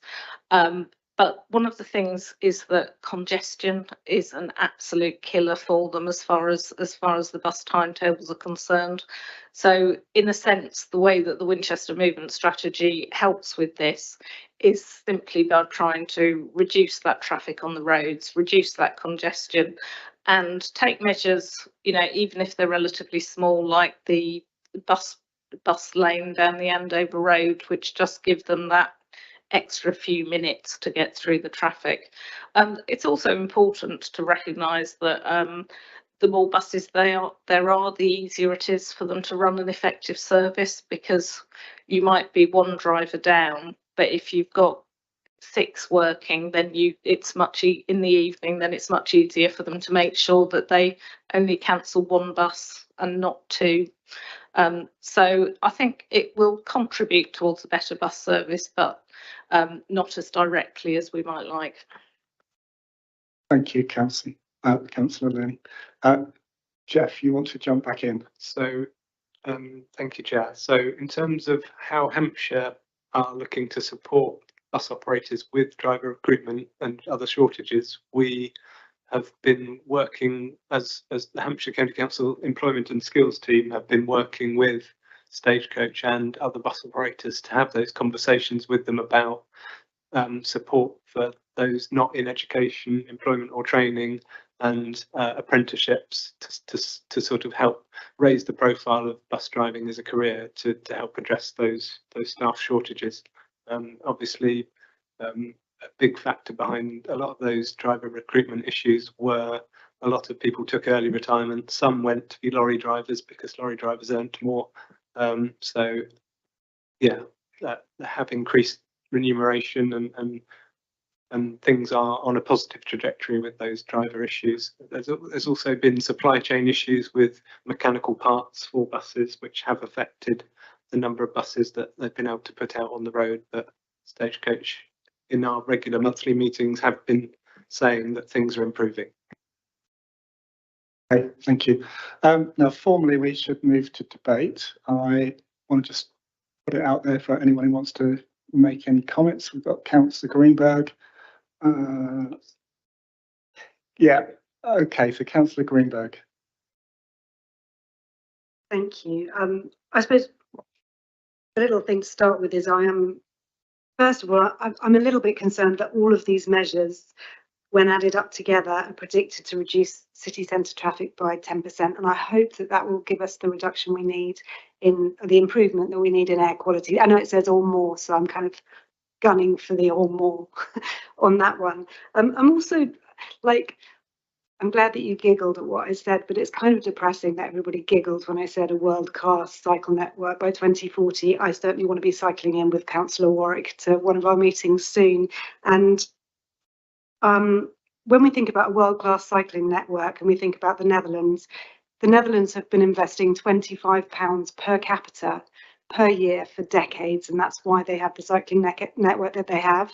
In this country, we only invest £1 to £2 per capita per year, and that's why we've got such a massive sort of chasm between what our aspirations are and what we're going to be able to achieve. And I think, given the sticking points in the funding that we're having at the moment, I wonder if the county could help us by thinking a little bit more out the box about system change and about change management. And I wonder whether, when we went to the LC Whip workshop recently, there's a lot of focus on highly engineered solutions, which I understand are exciting, but it's clear to me that just speed limit reduction would make so much more deliverable at a much more affordable rate. We would just get a lot more bang for our buck. So if we could get 20 miles an hour where people and traffic mix, that would make the cycling or walking much easier within city centres. And if we could consider lowering the faster speeds on rural roads, that will also allow our district LC Whip to be delivered hopefully by 2040. That would be really great. And I think that we're at a point now where we need to be thinking about stuff like that. I also wanted to make a comment about the micro consolidation. I know that you're considering various different places for that, and I would like to urge you to consider a site that is near rail, because we need to future-proof transport and freight, and I would hope that we'll be moving a lot of our freight off the road, off HGVs and onto electrified rail. In fact, that is kind of aligned with the aspirations of Southampton Docks to increase their rail freight by about a third. So that's obviously going to help us with our climate targets as well, if we can do that rather than just promoting HGV use. I think that's all I've got to say at the moment. Thank you very much. Any further comments or debate? Okay. Thank you, everyone, for that. I'm just going to comment. You might have sensed a tone of kind of disappointment in progress, and it's not. I really want to say, I think the fact that we have a Winchester movement strategy that is jointly agreed between the county council and the city council is fantastic. Getting two organisations, particularly given the political leadership is different, can be a bit tricky to achieve. So I think that's really good, and I commend you guys in particular for, leading the charge, trying to get things done. I think what you're maybe sensing here is a bit of frustration that we don't move quick.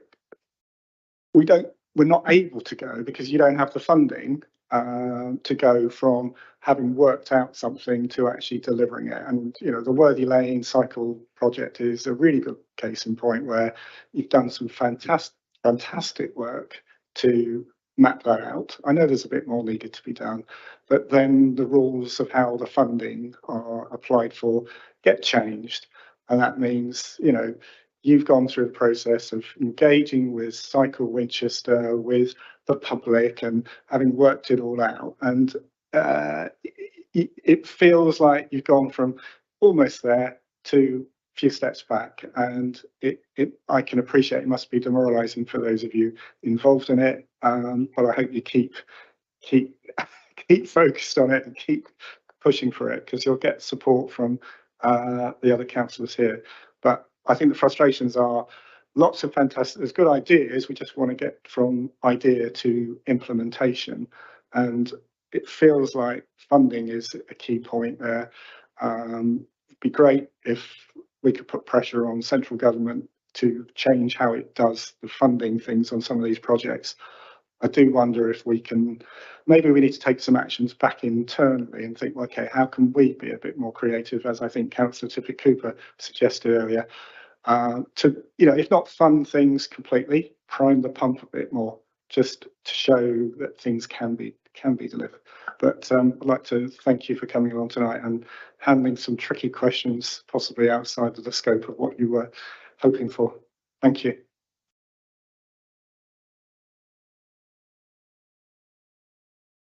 We don't have recommendations to do it. Thank you. Okay, it's 8:25. I apologise to those of you at the back who are waiting to join us at the table, and I apologise to keeping everyone here tonight. The item number 8 is a paper on social value delivered through Winchester's Leisure Centre, and we've got, I believe, Steve Lincoln, I know for sure. Laura Jones, so I'm not sure, oh, you must be, and I'm sorry, I've forgotten, you're from EA, Alison, thank you. And I'm expecting that Councillor Becker would like to do the introductions or hand off to Steve. Well, you stole my thunder, Steve. I was going to introduce, so I've got Laura Jones here. As Laura's been here almost exactly a year now as the contract manager for the council's contract with Everyone Active. Alison is, I'm not sure of your official title, Alison. Alison is our main point of contact at EA and doer of everything. She was instrumental in getting the leisure centre up and open again last week when we had the issues. So she is here to present, I think, the bulk of the paper today. And of course, Steve, everyone knows Steve, who leads the communities team. Before I hand over to Steve, I just wanted to note that there is a slight inaccuracy in the title of the paper, which Councillor Wallace brought to my attention. Thank you. It ought to refer to the Winchester City Council owned leisure centres that are managed under the contract with Everyone Active, because of course we do also have the Swanmore Leisure Centre, which is located at Swanmore College, which is within the district and was funded in part by the council. I'm invited to, and I have attended the management committee of that leisure centre, and I've checked with officers and they would be happy to work with Swanmore Leisure Centre to try and capture similar data to that which is included within this paper, and present a similar report at a future meeting. So I hope that satisfies Councillor Wallace. Thank you. So over to Steve. Thank you, Chair.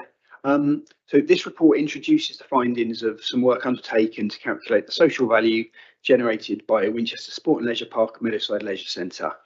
Both the Sport and Leisure Park and Meadowside have been under Everyone Active's operation for over 2 years, with both use of both sites continuing to grow and the contract performing well. This report is not about contract performance though. That's managed in line with the council's contract management framework, with KPIs, priorities and targets set and reviewed on an annual basis, reported to the council through regular monthly monitoring meetings and quarterly advisory board meetings. This report is about social value. That's not something that Everyone Active is contractually required to report, but which it does voluntarily. It gives us really valuable perspective on the added value that the contract delivers, and it helps us understand the extent to which the contract truly contributes to the wider health outcomes of the district.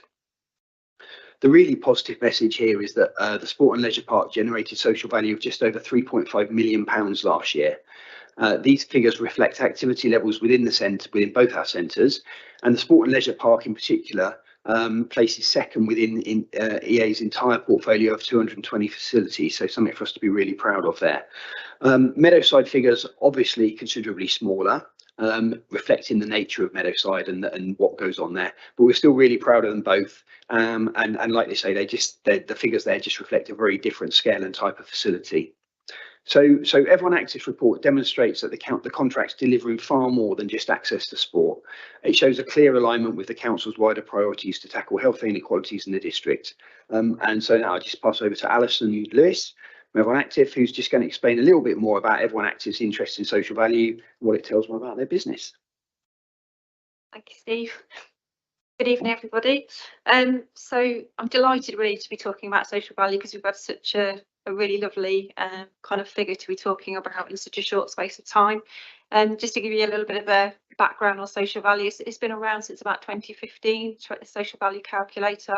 It was developed in partnership with 4Global, Sheffield Hallam University and Experian.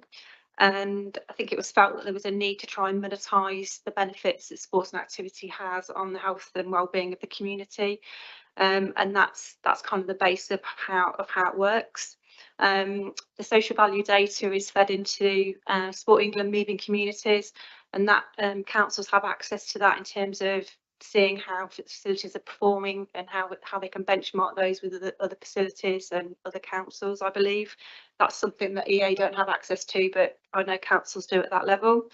The most interesting thing about social value, I think, is the way that we can look at it and we can use it to compare how we're performing against other facilities, how our programmes are impacting the local area and the local people that live within it. And if there are any things that we can improve and change. And I think that one of the most attractive things that's come out of this is that we clearly know that getting people through the door will have a benefit to their health. Once they're through the door, we check through whichever partner we work with or programmes of our own. The key is getting them more active. So the indicator for social value and where we score the most pounds, if you like, is getting people active for over 150 minutes. I think in my report, I referenced our group exercise contingent, who are very loyal people. They come 3 or 4 times a week, and they're probably doing 300 minutes of activity. So that means that we score really highly on those types of activities. People that are coming through our GP referral programmes.